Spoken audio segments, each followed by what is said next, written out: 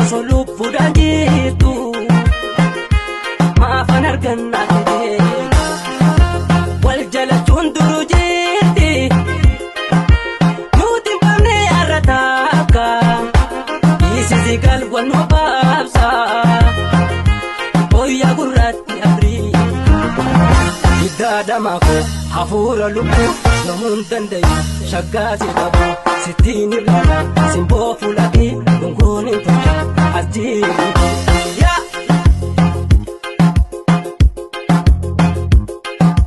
siifin kennaa adirna fennimee jaalala hoyaa buntuyyee hedduun si jaala dinqiin fetuu faajii hojjiruun jaalala hoyaa bunayyee situun attola waggaa jahaatama yoo fagaatee jirana hoyaa buntuyyee maaliif rakkannaa hanga jirruu faajenne shaajennee taphanaa hoyaa bunayyee maaliif jiggannaa asebati yakichuu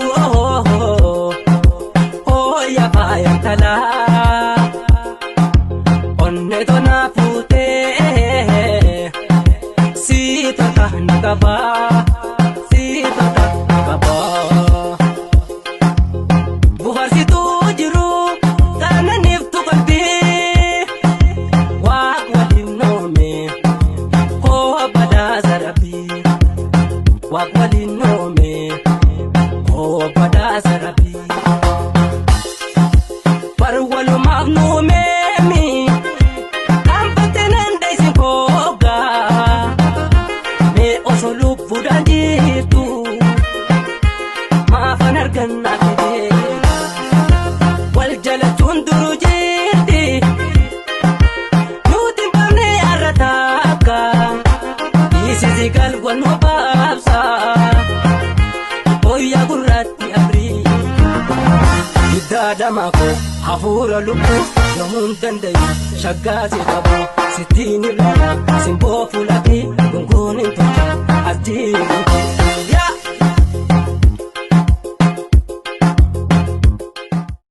bareedduun hedduma dhibbaa miti homa hunda dubraa keessa tanin jaalleessuma shimbir koolitiya abraasha jaalala follee kan kootaye ifiin insi lala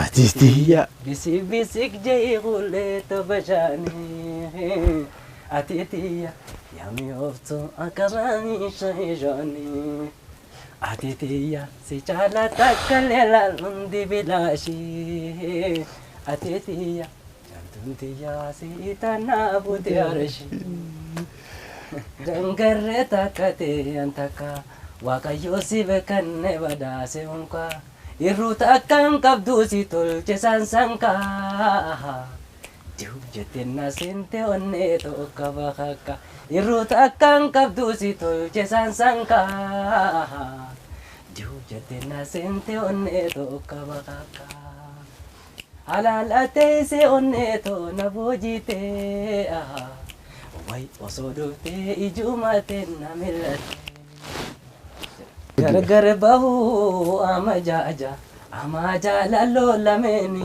fonko mogga mure hambise fagoti abudo dabuman fonko na kunnam sisi galata nafte sibdi odati fagoni fagenyi no more adani odu sillen dage urran oma walale yadan jame dame umnan ya shimpira to damsa kona geisi jalaleto na kunnamsisi walin nu deisi ya shimpira ayantu imaltu ilen sarabarartu ya shimpira ayantu imaltu ilen sarabarartu wangalatanate jalaleto ti pagoti damsa kona gei nadim tole komiinis ka'ee ture.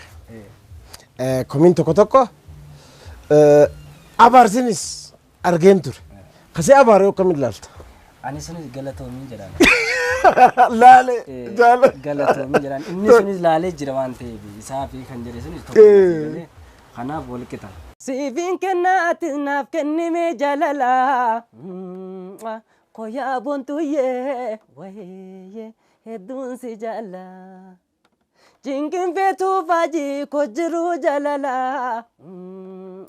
koyaa bontuyyee wayee situu na tola. Waggaa dhibbaa fi kudhan yoo ta'e jiraanna koyaa bontuyyee wayee maaliif jinkanna. Hanga jirru faajenne shaajenne taphanna koyaa bontuyyee wayee maaliif rakkanna. An Wallisaa Jamaal Usmaa'iliin jedhama. Yeroo dhiyootti sagantaa Kokeet Show TV OBS irratti nu eeggadha.